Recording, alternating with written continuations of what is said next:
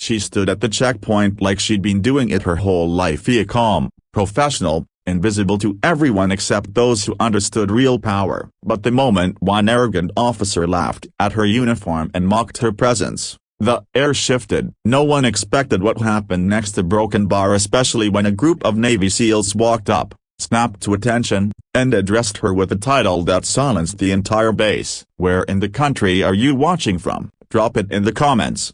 Story 800 words, plain paragraph. The wind rolled in from the coast as the morning shift began at Falcon Bay Naval Base. The sun was barely up, but activity was already buzzing across the tarmac. At the main security checkpoint stood a female guard, uniform pressed, posture balanced, expression steady. Her name tag simply read R.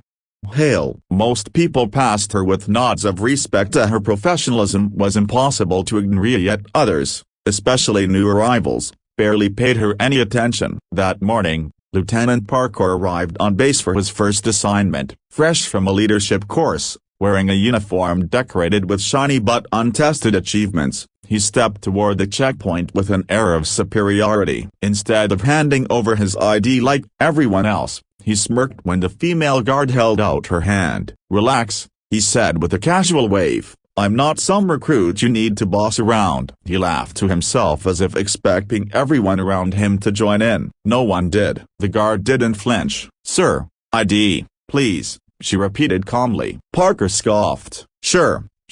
He finally handed over his credentials but muttered loudly, "Probably got this job because someone felt sorry for you." A few nearby servicemen shifted uncomfortably. The guard remained professional, scanning his ID without a change in expression. "Thank you, sir." "Proceed," she said, returning his card. But Parker wasn't finished. "You know," he said, leaning on the podium, "if you're trying to impress someone, you might want to aim higher than gate duty." "Just saying." He winked and walked past her with the confidence of someone who had never been challenged. The guard didn't respond. She simply returned to her position as though his words had been nothing more than background noise. But the moment Parker reached the inner walkway, something unexpected happened. A team of 4 Navy SEALs approached the checkpoint, a broad-shouldered, stern-faced, and unmistakably elite. As soon as they saw her, the entire squad came to a halt. Then, in perfect unison, they snapped to full attention. "Good morning,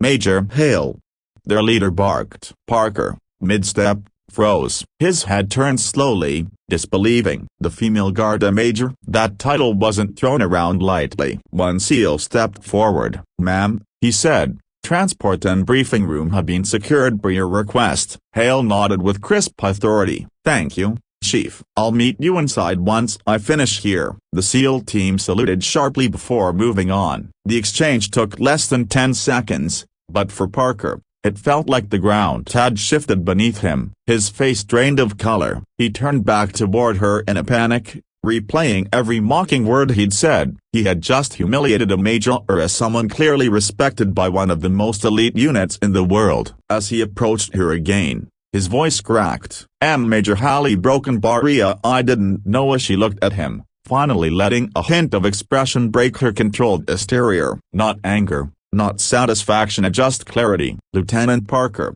she said, "your rank is printed on your chest. Mine doesn't have to be." Parker swallowed hard, unsure how to respond. Hale continued, "You'll learn quickly in this space that respect is given for competence, not appearance. And every person standing duty, from the gate to command tower, has earned a place." She stepped out from behind the podium, walking past him with steady confidence. "Report to your department head." "You're late." He nodded quickly and stumbled away, embarrassment radiating off him like heat. But the story didn't end there. Within hours, word had spread. By lunch, every corridor echoed with whispers about the lieutenant who mouthed off to Major Halley, an intelligence strategist who had spent years leading covert extraction missions into different conflict zones. A woman whose file contained more blacked-out lines than visible ones. A silent force the SEALs trusted without question. Parker spent the rest of the day replaying his mistake, feeling smaller each time. But the next morning, when he reported for duty,